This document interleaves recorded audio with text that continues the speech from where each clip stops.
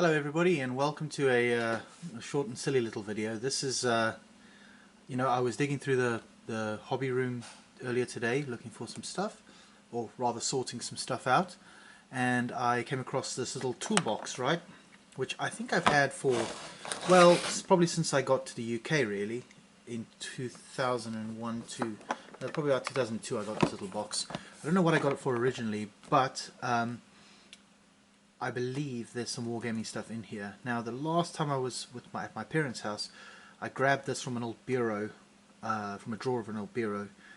I'm not quite sure what's inside, so I thought we'd have some fun and just open it up together.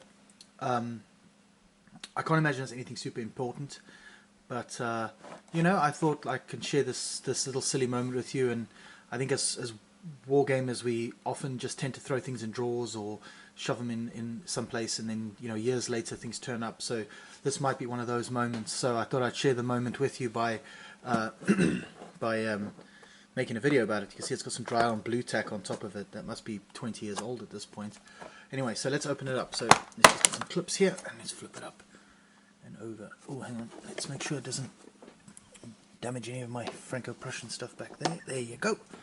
Alright, let's see what we got in here. So, well, these look like very old brigade flashes from when I was in Territorial Army, now the British Reserve, the Reserve Army.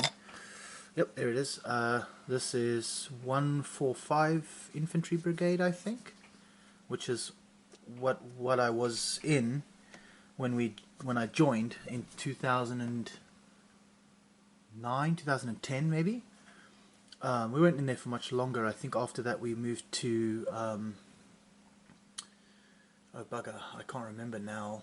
So it was 145 Brigade, and then I think we moved to 28th Brigade, which was light infantry, and then I think after that we moved to 20th Armoured Brigade. I didn't like it when we went to the Armoured Brigade because we re-rolled from light infantry. But yeah, this is old Bucky. You can see this is from a shirt that used to get frequently ironed. You can see how it still kept its crease. Yeah, this is quite cool. This is a lot thicker, this one, than this here. But yeah, these were old brigade flashes. I never had to give those back. There's a button there. It looks like a corn symbol from Games Workshop. Here's an old rank slide. Oh, I remember this. So one of the funny things about the rifles, which was my regiment, this is an old rank slide. Obviously, this is a newer one.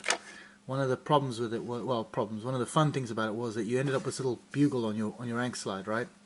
So you'd be walking around someplace like Pirbright or something where there were lots of, soldiers under training or whatever, and they would mistake that often for a pip. So you get a nice crisp salute from some scroats who are still at ATR, which was hilarious. So yeah, I think they did away with the bugle in the end because of that. But yeah, this is so back when we wore these brigade flashes, we would have been in DPM, which is the green and the dark green and brown and black camo, the sort of woodland camo.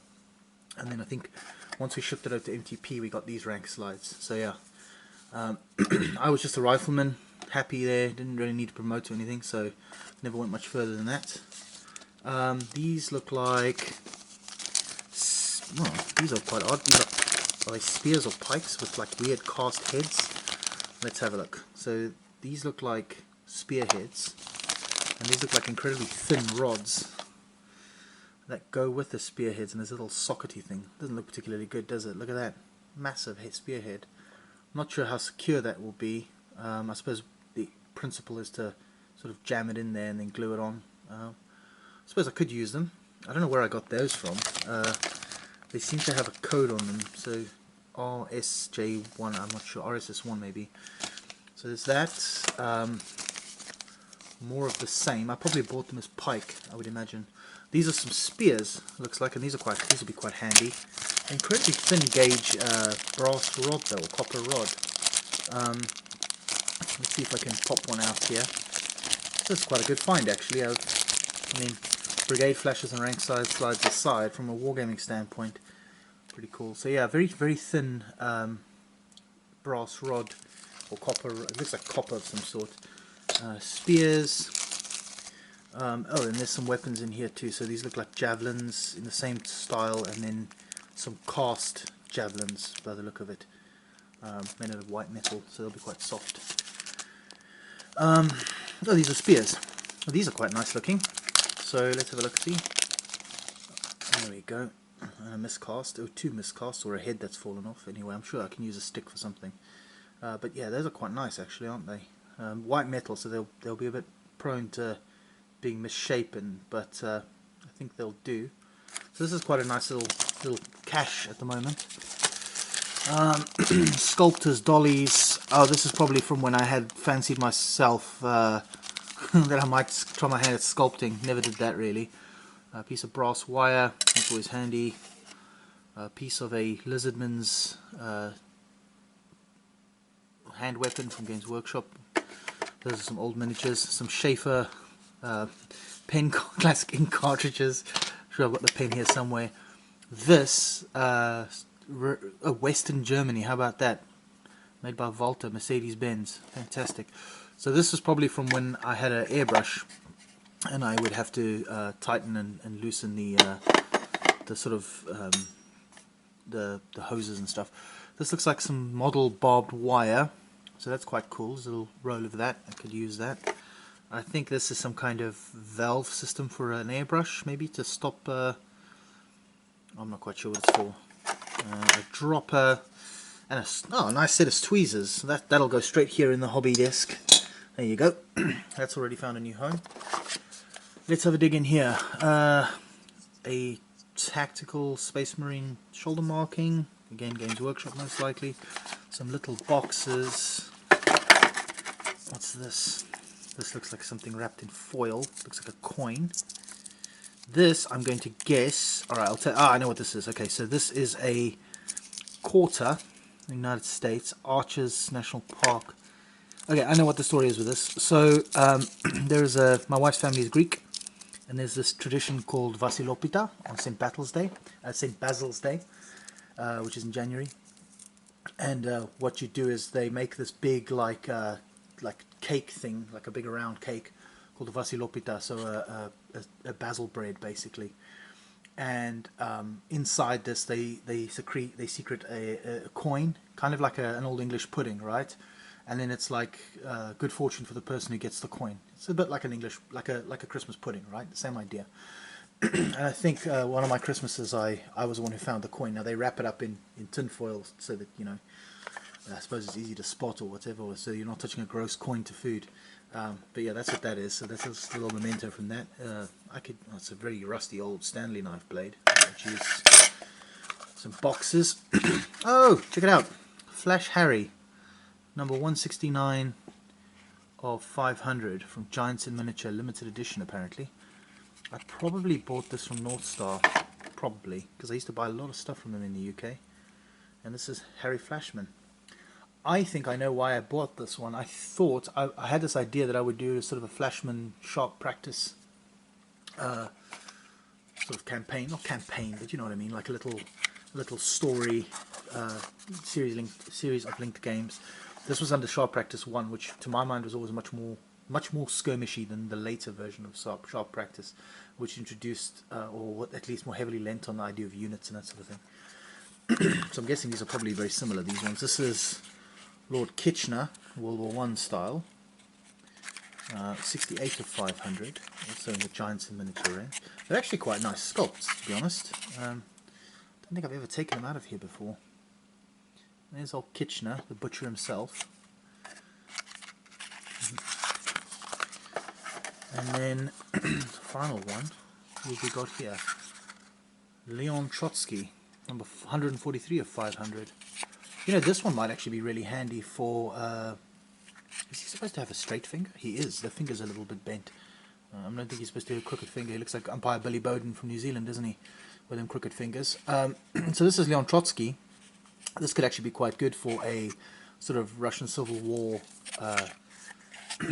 game of some sort. So that's nice to have.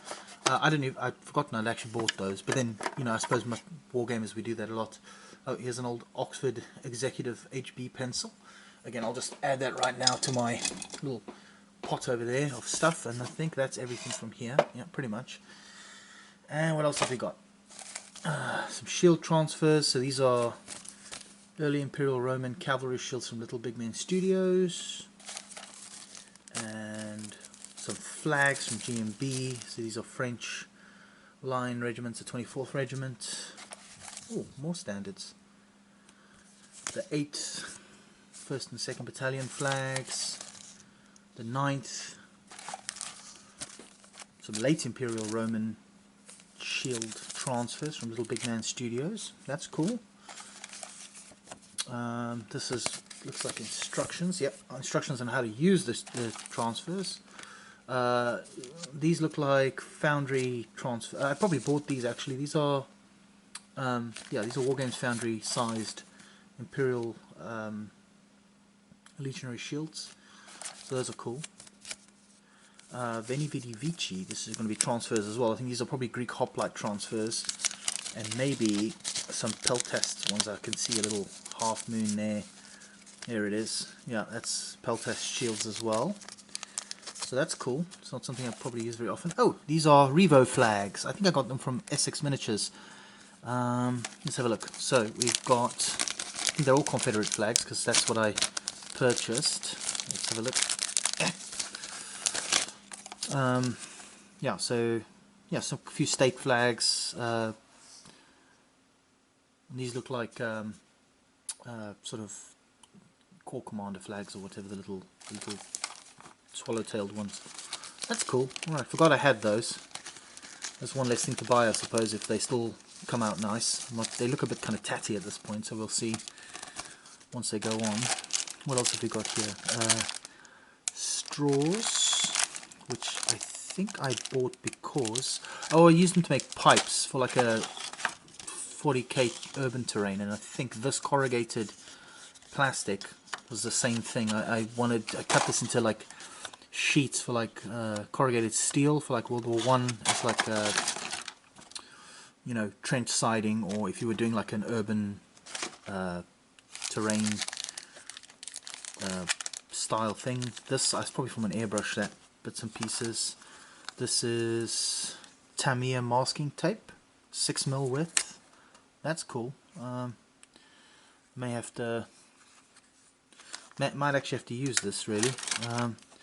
This is a broken Humbrol brush. I know why I have this. There's nothing quite as handy as having a brush handle. Like if you need to stir paint or anything, these can be quite handy. So that goes in the pot with the other bits and bobs. Okay, straw there, and then a bunch of these little wooden. Oh, there's another brush. No name brush, but with a very ratty tip. That's pretty much seen better days, hasn't it?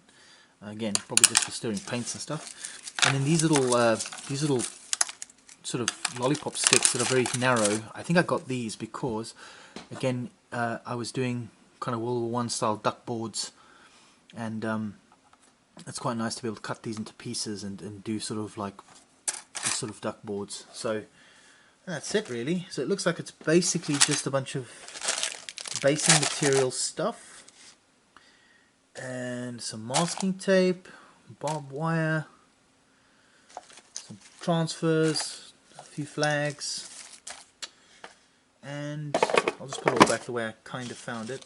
This goes in here, I think. Well, that was cool.